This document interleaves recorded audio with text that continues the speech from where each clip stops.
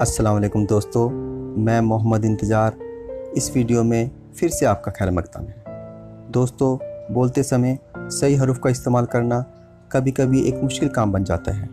दोस्तों, क्या आपको या आपके किसी साथी को हकलाने, अटकने या बोलने में कोई परेशानी आती है?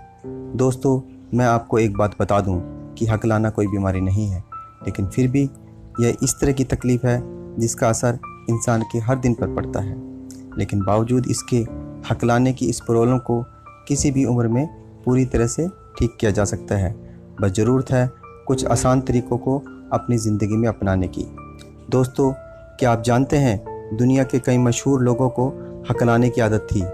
मशहूर सिंगर एड शीरन को बचपन से लेकर अपनी जवानी तक, यानी कि एक लंबे वक्त तक हकलाया करते थे, पर इस आदत को उन्होंने अलग अलग स्पीच थेरेपी और म्यूज़िक के प्रति अपने जुनून के ज़रिए ठीक किया।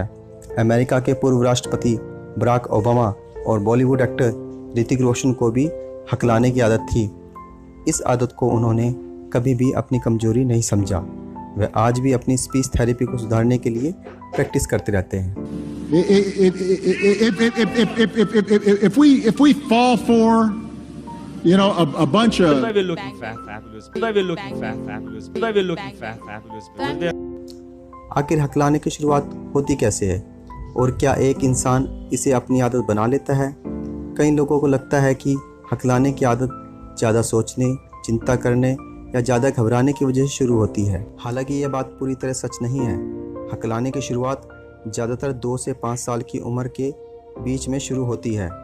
हकलाहट ठीक करना और समझना मुश्किल इसलिए बन जाता है क्योंकि जिस उम्र में इसकी शुरुआत होती है उस उम्र में हम बोलना व बात करना सीख रहे होते हैं। ऐसे में थोड़ा बहुत अटकना और हकलाना आम भी होता है। लगभग 20% बच्चों की शुरुआती उम्र में हकलाहट जैसे लक्षण देखे जा सकते हैं, जो कि बाद में 5 से 6 साल की उम्र तक 75% तक ठीक हो जाते हैं।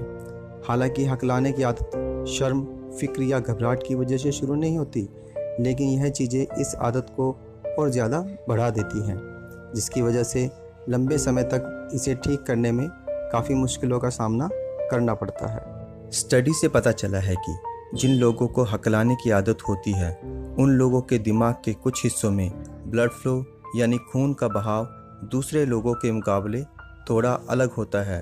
जब कोई इंसान स्पीच देता है तो उसके हाथ में एक कागज़ का टुकड़ा होता है जिसे वह पढ़कर सारी बातें बोल रहा होता है। ठीक उसी तरह हम अपनी रोज़ाना ज़िंदगी में लोगों से बात करते हैं तो किसी के ज़रिए पूछे गए सवाल का सिग्नल हमारे कानों के ज़रिए हमारे दिमाग तक पहुंचता है। दिमाग में जाने के बाद यह सिग्नल दिमाग के वर्निक्स एरिया में पहुंचता है, जहां पर सवाल के जवाब को किस तरह से और किन शब्दों में बोलना है इस चीज़ का निर्माण होता है। शब्दों और वाक्यों का निर्माण हो जाने के बाद यह सिग्नल दिमाग के अगले हिस्से में मौजूद ब्रोकस एरिया में पहुंचता है।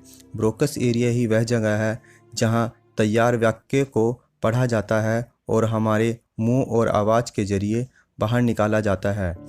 जिन लोगों को हकलाने की आदत होती है उनके दिमाग के वर्निक्स एरिया में सेंटेंस तो बन जाता है, लेकिन ब्रोकस एरिया द्वारा उस सेंटेंस को बोलने में मुश्किलें पैदा होती हैं। इसलिए जो लोग हकलाते हैं उन्हें अपने मन में पता होता है कि क्या बोलना है, लेकिन जब वह बोलते हैं तो अटकने लगते हैं। ऐसे में घबराहट और स्ट्रेस की फीलिंग दिमाग में पैदा होने लगती है, तो वह इस कमजोरी को और भी ज़्यादा बढ़ा देती है। इसमें बुरी बात यह है कि हमारी सोसाइटी में ज़्यादातर लोग हकलाने वाले लोगों को थोड़ा बेवकूफ़ समझते हैं, लेकिन असल में हकलाने वाले लोगों की इंटेलिजेंसी और ज्ञान दूसरे लोगों की तरह ही होती है। दोस्तों, हकलाहट की इस आदत को आसानी से दूर किया जा सकता है। आज हम बात करेंगे कुछ ऐसे टिप्स के बारे में जिन्हें फॉलो करके आप बहुत जल्दी हकलाने की इस प्रॉब्लम से निजात पा सकेंगे और बोलते वक्त बिना अटके सभी बातों को बोल पाएंगे। सबसे पहले हम बात करेंगे कच्चे आंवले के बारे में। कच्चा आंवला ना सिर्फ हमारे दिमाग और शरीर की सेहत के लिए अच्छा होता है, बल्कि यह हमारी जीभ के टिश्यूज़ में भी फ़ायदेमंद होता है। इसका रोज़ाना इस्तेमाल करने से ये हमारे नर्वस सिस्टम को इम्प्रूव करता है और साथ ही साथ हमारे सोचने समझने और बोलने की क्षमता को भी बढ़ाता है। इसे रोज़ाना सुबह नाश्ते या दिन में खाने के बाद एक कच्चे आंवले का इस्तेमाल ज़रूर करें। ताज़े आंवले की जगह आप आंवले के जूस या सूखे आंवले का भी इस्तेमाल कर सकते हैं, लेकिन इसका असर ताज़े आंवले की जगह थोड़ा धीरे से होता है। काली मिर्च भी हकलाहट की समस्या के लिए काफ़ी फ़ायदेमंद होती है। रोज़ाना दिन में 2 काली मिर्च मुंह में रखकर उसे चूसें या फिर बटर या देसी घी में एक चुटकी काली मिर्च का पाउडर मिलाकर इसका सेवन करें।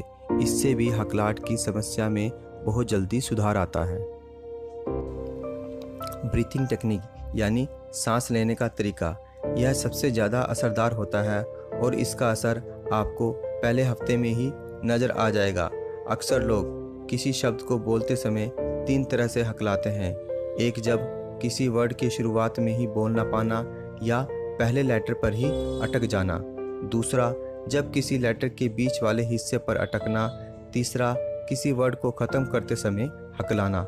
इन तीनों तरह की पोजीशन में ही ब्रीथिंग टेक्निक के जरिए ही सुधार लाया जा सकता है।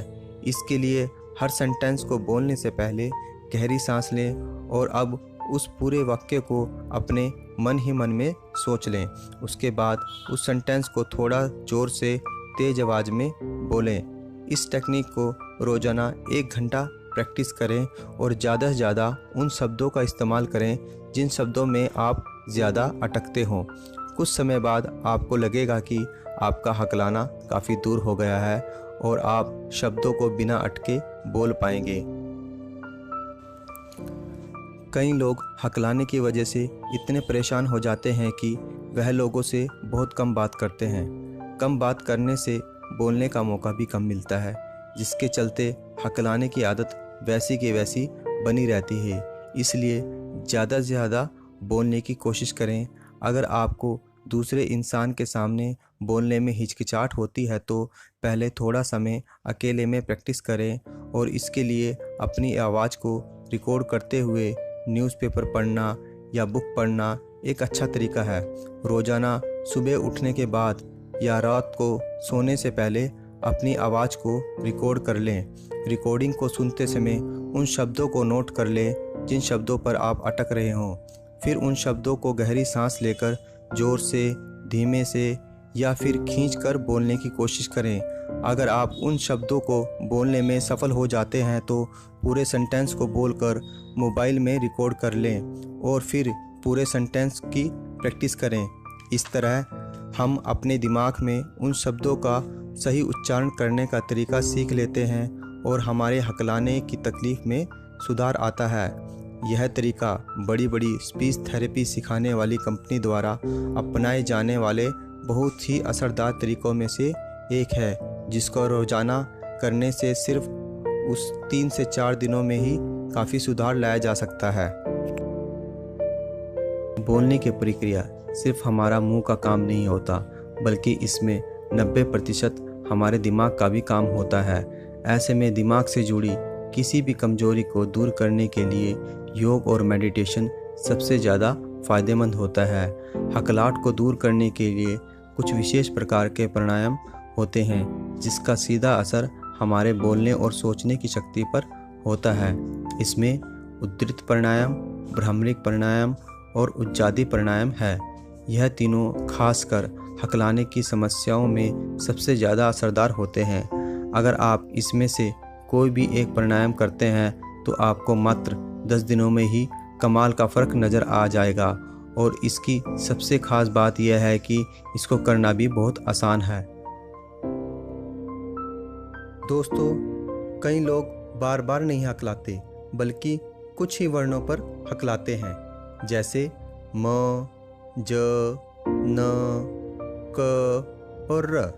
दोस्तों, इन्हें हम स्पीच थेरेपी के जरिए मात्र 5 से 10 दिनों में ठीक कर सकते हैं। स्पीच थेरेपी में हम शब्दों का सही उच्चारण करना सीखते हैं। इसमें हम जिस शब्द पर अटकते हैं उसका सही उच्चारण सीख के उस शब्द को खींचकर बोलते हैं। दोस्तों, स्पीच थेरेपी की कुछ वीडियो का लिंक मैंने डिस्क्रिप्शन में दिया हुआ है, जिस वर्ण में आपको बोलने में परेशानी आती है, आप उस वर्ण की प्रैक्टिस कर सकते हैं। दोस्तों, कई बार हमारी जीभ भारी होती है, जिससे हम वर्णों का उच्चारण सही प्रकार से नहीं कर पाते। स्पीच में टंग एक्सरसाइज बहुत ज़रूरी है। टंग एक्सरसाइज से हमारी जीभ हल्की और लचकदार होती है, जिससे हमें बोलने में आसानी होती है। दोस्तों, टंग एक्सरसाइज के वीडियो का लिंक भी मैंने डिस्क्रिप्शन में दिया हुआ है। आप उसमें से कोई 4 एक्सरसाइज रोज़ाना बदल बदल कर करें और अपनी हकलाहट में कमाल का फ़र्क देखें। दोस्तों, अगर ये वीडियो आपको पसंद आया है तो इसे लाइक करें। अगर कोई सुझाव है तो कमेंट करें और शेयर करें उन लोगों के लिए जिन्हें इसकी ज़रूरत है। और आखिर में हमारा चैनल सब्सक्राइब करना ना भूलें। इसके साथ खुदा हाफिज़।